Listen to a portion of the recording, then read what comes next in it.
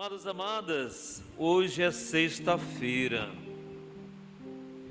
e sexta-feira é o dia da entrega. Se tornou para nós esse dia de entrega, porque já estamos finalizando as nossas atividades semanais de trabalho, de correria, e aí nós começamos a colocar tudo isso nas mãos de Deus.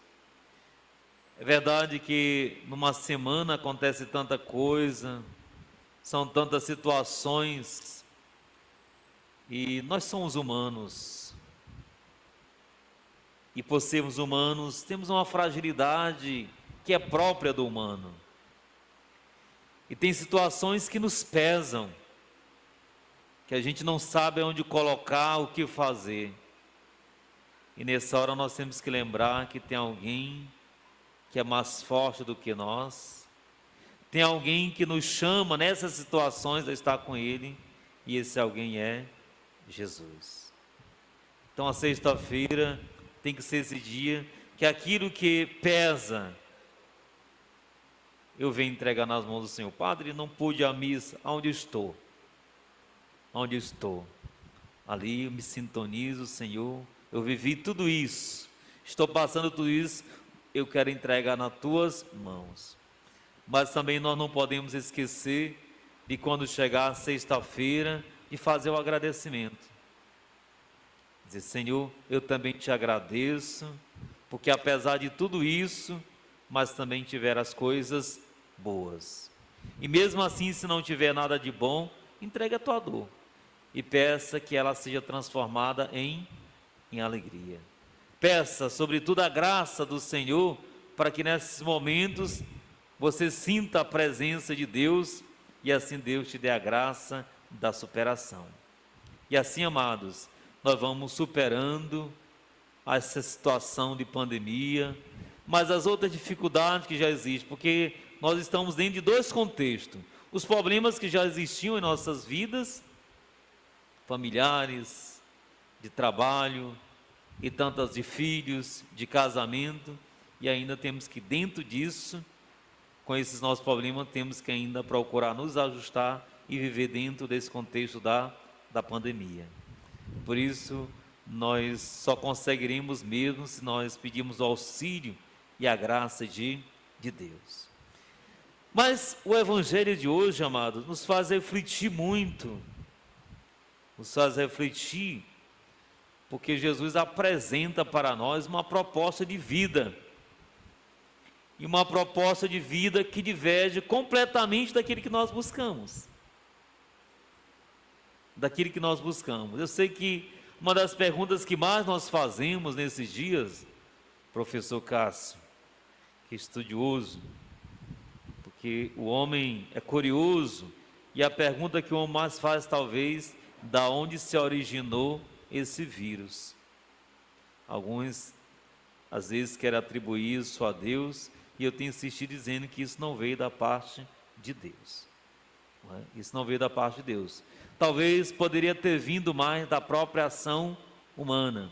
Ouvi algo interessante nessa semana, fazendo algumas leituras na internet, alguém já dizendo assim: já tem um próximo vírus em vista. Eu digo, meu Deus do céu, a gente ainda nem se livrou desse, já vem um outro. Se nós não tratarmos a nossa maneira de nos relacionar com a Amazônia, não tardará e logo mais será um outro vírus muito mais potente. Fico um pouco pensando se não diria só o vírus da Covid, mas tantos outros males, se não é resultado da nossa própria ação ou da ação humana. Fica para cada um de nós pensarmos a respeito disso, não é? A gente tem consciência, nós sabemos muito bem disso, amados, amadas, que toda ação, ela gera depois uma ação como consequência, ou boa ou ruim, ou boa ou ruim. Então a gente precisa um pouco pensar sobre isso. E qual é o nosso pensamento diante desse mundo? E talvez por isso que ele está tão destruído, é de nos dar bem, de lucrar. Nós não temos medida, limite daquilo que nós queremos, sem ao menos nos perguntar se aquilo que eu estou querendo, eu realmente tenho necessidade. Estou querendo porque eu tenho necessidade, ou eu estou querendo porque eu vejo que é uma coisa do momento. Veja nossas roupas. Veja nossas roupas. Veja como nós somos bobos. Desculpe a expressão verdadeira, mas como nós somos bobos. Eu duvido, não é? Eu duvido que por uma necessidade nós usaríamos uma roupa rasgada. Não, eu não tenho roupa, eu vou usar essa roupa rasgada porque eu só tenho uma roupa rasgada. Mas por moda, nós vestimos uma roupa rasgada. E assim são tantas outras coisas que a gente usa, não por necessidade, mas por moda, porque é a coisa do momento, e assim vai. E nem percebemos que isso vai gerando depois uma consequência para eu, para os outros e para a minha família. Para a minha família. E aí Jesus, numa conversa com os discípulos, já tinha perguntado a eles quem ele era, o que o povo pensava a respeito dele. Pedro tinha tomado a palavra e de maneira muito corajosa, sábia, porque foi a inspiração de Deus, disse que ele era o Cristo, Filho de Deus vivo. Mas esse mesmo Pedro, que responde com tanta sabedoria, não compreende quando o Senhor diz para ele: olha, pois eu vou sofrer, eu serei rejeitado, serei perseguido, morto, mas vou ressuscitar ao terceiro dia. Foi o primeiro anúncio da paixão de Jesus no Evangelho de Mateus. E quando Mateus ouviu Jesus dizer que ia morrer, sofrer, Senhor, que isso nunca te aconteça. Nós crescemos, amados irmãos, nos foi ensinado que custe o que custar, nós temos que nos dar bem. Custe o que custar, nós temos que ficar por cima da situação. Custe o que custar, nós temos que ser o primeiro. Custe o que custar, nós temos que estar nos primeiros lugares. Nós temos que ser vistos. Isso foi nos ensinado. É isso que nós passamos aos nossos filhos. Quem é que vai dizer para o seu filho: filho, renuncia a si mesmo, deixa de vaidade, meu filho, use isso aqui mais simples. Quer dizer, nossos filhos usam por quê? Quem que dá? Quem é que dá? Quem é que dá? Somos nós. Somos nós. Porque o filho de fulano tem, o meu também tem que ter. Nós não perguntamos se aquilo é bom para o meu filho, se ele tem necessidade. Eu dou porque eu vejo que todo mundo tem, meu filho tem que ter também. E assim nós vamos enchendo de coisas os nossos filhos, sem saber se aquilo é bom ou se é ruim. Eu vou fazer uma crítica, não é? Agora o comércio abriu, o povo está louco. Está louco. Está louco. Completamente, não é? Sem medir as consequências, um monte de gente na rua pergunta o que está fazendo mesmo. Tem necessidade de estar aqui? Não. Não tem. Mas vai lá, para ser contaminado ou para contaminar. Não é? Mas necessidade de ser visto. Eu gosto de dizer aqui com relação ao comércio que tem ali, não é? Tem a semana todinha para a gente fazer a compra. Mas a gente deixa para fazer na última hora, sexta-feira, nos postos de gasolina. Mas é porque tem gente que tem necessidade de ser visto. Ei, eu estou aqui na porta do supermercado, tu está me vendo? Eu vou fazer compra. Então, tem gente que tem necessidade de se ver na porta de uma loja, no shopping, não sei aonde. Porque se não tiver isso, as pessoas acham que não vão viver. E nós ficamos 4 meses sem isto. Ninguém morreu por causa disso. Mas parece que a nossa mentalidade não mudou muita coisa. Parece que não.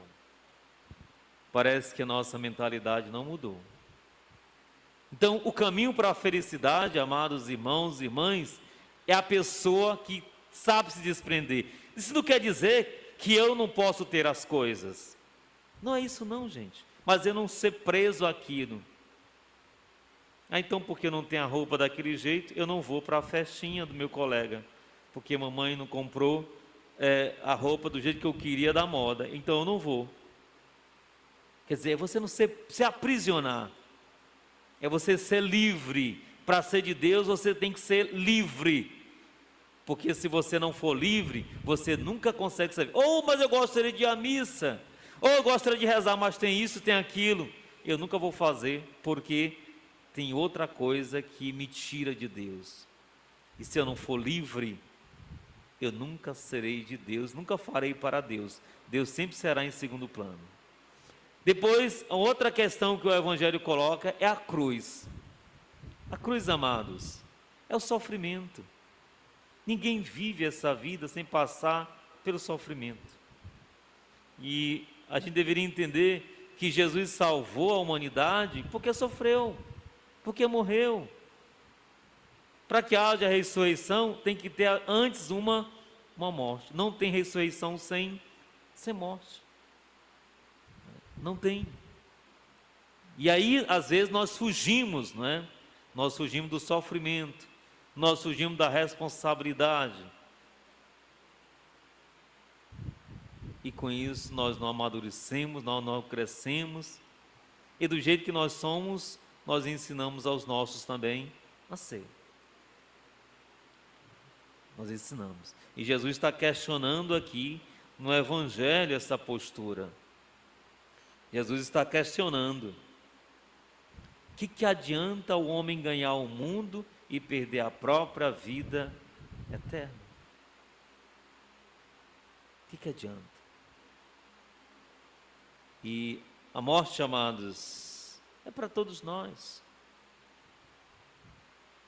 Mas a pior morte não é a morte para a vida eterna, porque aí nós vamos para o encontro de Deus. A pior morte é quando você se torna escravo de si mesmo.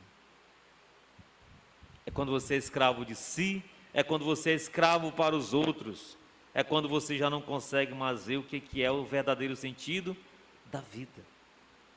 Isso é ser escravo. E por isso eu estou dizendo que para servir a Deus a gente tem que ser livre, não me escravizar, não me prender por causa de roupa, por causa de calçado, por causa de casa, por causa disso, daquilo, desculpa disso, daquilo. Para eu ser de Deus eu tenho que ser livre. E para eu poder ser de Deus eu tenho que aprender a dizer não. Eu renuncio o que eu quero, o que eu gostaria de fazer, mas sabe por causa de quem? Por causa de Deus. Aí o homem encontra a felicidade. E às vezes nós não compreendemos isso quando nós vemos alguém viver de maneira tão despojada. Nós não compreendemos isso. O fulano poderia ser diferente, viver melhor, tem condição, é inteligente. Por que vive desse jeito? Porque tem uma opção de vida. Porque entendeu que o sentido da vida não está no ter, na matéria, mas o sentido da vida está no ser. E sobretudo no ser para Deus. Vamos rezar, amados, pedir a Deus que esse tempo que nós estamos saindo, com fé em Deus, nos ensine, nos faça ver e perceber aquilo que nós ainda não conseguimos, a fim de que assim nós nos tornemos melhor. Porque o sentido do sofrimento da vida humana é depois nos fazer pessoas melhores. Nós temos que sofrer, sim, mas depois do sofrimento nós temos que trazer um aprendizado para a vida. A esperança é que depois do sofrimento nós vamos nos tornar melhor e saber que aquilo que eu passei foi ruim, não foi bom, mas eu tiro uma lição para a minha própria vida e a partir daquilo eu quero me tornar uma pessoa melhor. E é isso que Deus espera de cada um de nós. Então quem quiser segui-lo, renuncie a si mesmo. Tome a sua cruz, não se coloque na frente de Jesus, mas quem o segue se coloca atrás. Pois que o façamos assim, nos coloquemos atrás de Jesus e o sigamos, porque só Ele é o caminho, a verdade e a vida. Louvado seja nosso Senhor Jesus Cristo. Para sempre seja louvado, amado e adorado.